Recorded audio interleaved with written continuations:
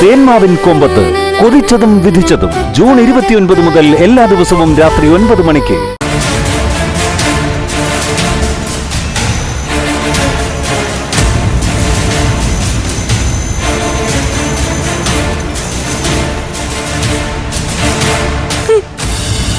എന്നാലും നമ്മളോട് അവർ ഈ ചതി കാണിച്ചല്ലോ. എന്തൊക്കെയായിരുന്നു അവരുടെ വീമ്പൂർച്ചല്.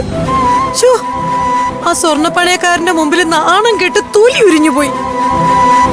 ഞാനിതെങ്ങനെ സഹിക്കും ഈശ്വരാ. അമ്മേ, എന്താ അമ്മേ, എന്തു പറ്റി? പണയം വെച്ചില്ലേ? പണയം വെച്ചില്ലേന്ന്? ദേ, പണയം വെച്ച് ലക്ഷങ്ങളുമായിട്ടാ ഞങ്ങൾ വന്നേക്കുന്നേ.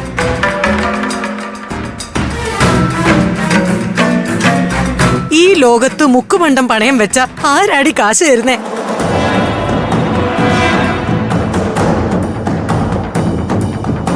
ആ ബാങ്കുകാരൻ ഇങ്ങനെയുടെ പരിചയക്കാരനായോണ്ട് മാത്രം ഞങ്ങളെ പോലീസിൽ ഏൽപ്പിക്കാഞ്ഞേ.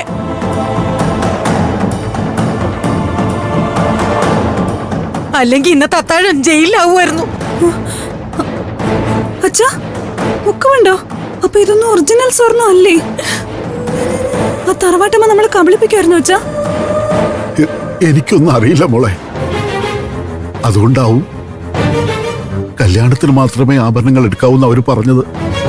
എല്ലാത്തിനും കാരണക്കാരി ആ മുടിഞ്ഞവള, നിങ്ങളുടെ വളർത്തുമോള്.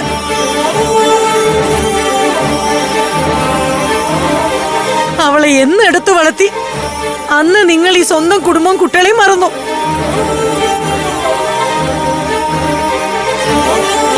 ഇപ്പൊ അവള് സുഖിച്ച് ജീവിക്കുന്നു.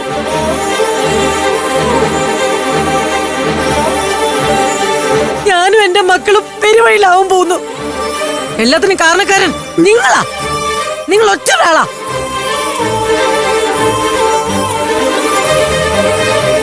മൂകാംബിക അമ്മയുടെ വളർത്തുപുത്രിയാണത്രേ. ഇനി ഇവിടെ അവളും വേണ്ട, മൂകാംബിക അമ്മയും വേണ്ട. ഇന്ദു,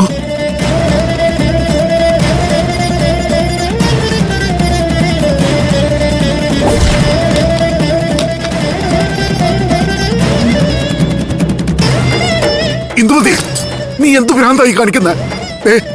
ദേവിയെ തൊട്ട് കളിക്കരുത്. അത് തിരിച്ചു വെക്ക്. ഇല്ല, ഞാൻ വെക്കില്ല.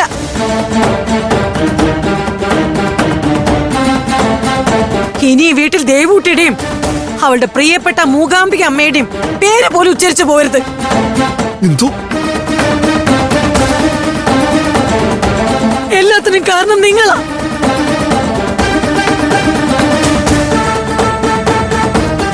അവളെ എടുത്തു വളർത്താൻ നിങ്ങൾക്ക് തോന്നിയ മനസ്സാ ഈ കുടുംബത്തിന്റെ നാശത്തിന് കാരണം.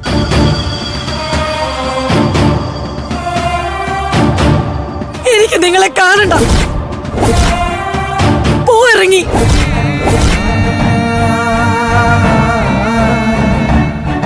കടം തീർത്ത് കുടുംബം മര്യാദക്ക് അന്വേഷിക്കാമെങ്കിൽ മാത്രം നിങ്ങളോട് ജീവിച്ചാ മതി.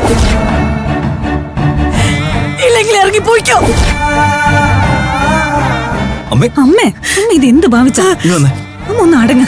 എല്ലാത്തിനും നമുക്ക് വഴി ഉണ്ടാക്കാം. അമ്മ വാ വാ അമ്മ, നടക്ക് അങ്ങോട്ട്.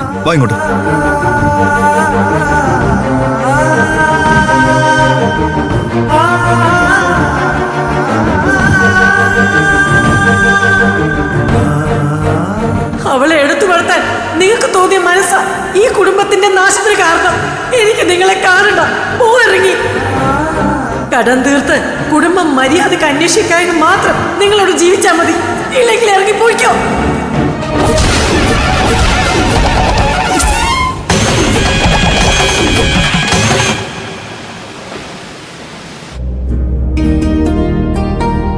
കിഷന് ഞങ്ങളുടെ വീടൊക്കെ ഇഷ്ടപ്പെട്ടോ? പിന്നെ അതെന്തൊരു ചോദ്യ സന്ദീപേട്ടാ. എനിക്ക് വീടും വീട്ടുകാരെ എല്ലാവരെയും നന്നായിട്ട് ഇഷ്ടപ്പെട്ടു. ദേവി ചേച്ചി അവിടെ നല്ല ഹാപ്പിയല്ലേ? എന്തായാലും ഇങ്ങോട്ട് വരാനും ദേവി ചേച്ചിയെ കാണാനും പറ്റിയാല് ഞാൻ ഒരുപാട് ഹാപ്പിയാ. പിന്നെ മുത്തശ്ശി എപ്പോഴും ദേവി ചേച്ചിക്ക് കൂട്ടായിട്ടുണ്ടല്ലോ. അതൊരു വലിയ കാര്യാ.